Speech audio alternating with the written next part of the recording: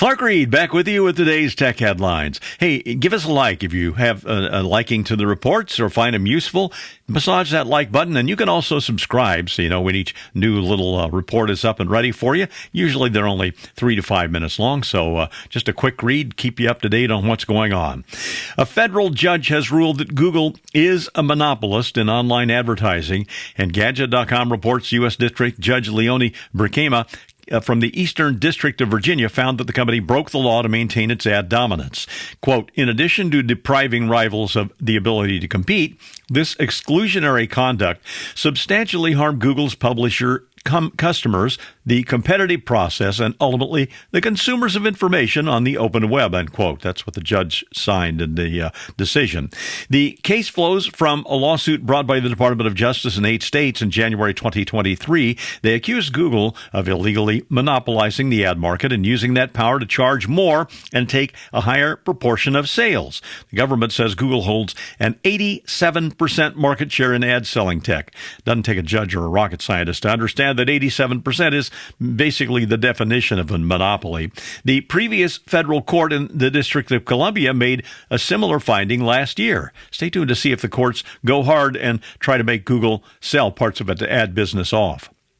We reported yesterday on the very high energy use at server farms, which came from so many people using AI to make action figure pictures of themselves. Well, now, according to TechCrunch.com, there's yet another viral trend. People using ChatGPT to figure out a location shown in pictures.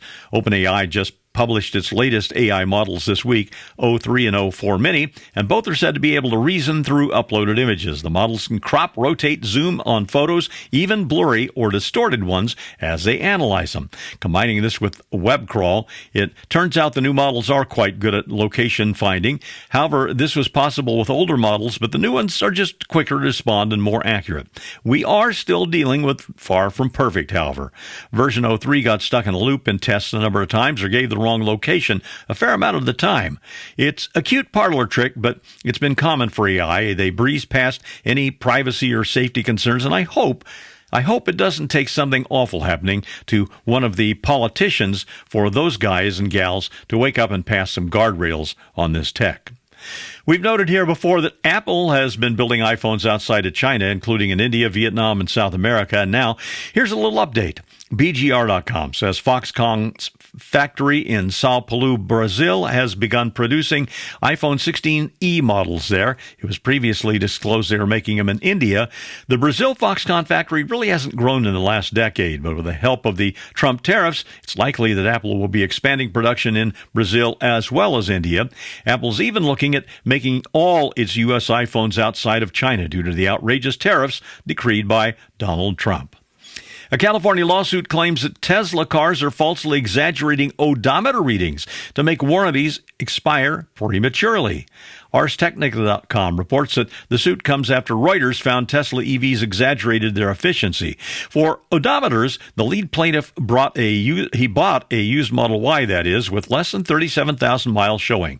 In 6 months, it had gone over the 50,000-mile mark, putting him out of warranty. The Model Y shown that he'd driven 13,228 miles. Well, his 3 prior vehicles had only registered 6,086 miles for the exact same commute over 6 months. So the suit alleges Tesla employs an odometer system that utilizes predictive algorithms, energy consumption metrics, and driver behavior multipliers that manipulate and misrepresent the actual miles traveled by Tesla vehicles, and that his car consistently exhibited accelerated mileage accumulations of varying percentage, ranging from 15% to 117% higher than the plaintiff's other vehicles and his driving history.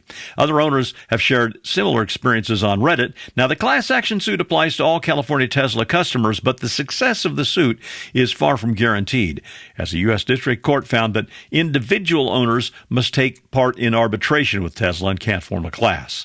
I'm Clark Reid, and you're Technified for now.